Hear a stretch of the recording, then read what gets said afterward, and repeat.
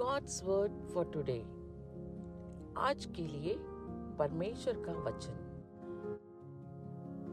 ఆత్మ వలన ప్రతి సమయమునందును ప్రతి విధమైన ప్రార్థనను విజ్ఞాపనను చేయుచు ఆ విషయమై సమస్త పరిశుద్ధుల నిమిత్తమును పూర్ణమైన పట్టుదలతో విజ్ఞాపన చేయుచు మెలకువగా ఉండుడి.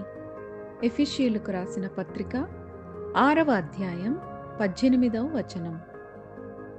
हर समय और हर प्रकार से आत्मा में प्रार्थना और विनती करते रहो और इसलिए जागते रहो कि सब पवित्र लोगों के लिए लगातार विनती किया करो. इफिसियों 6:18. Praying at all times in the Spirit with all prayer and supplication. To that end, keep alert with all perseverance, making supplication for all the saints. Ephesians 6:18.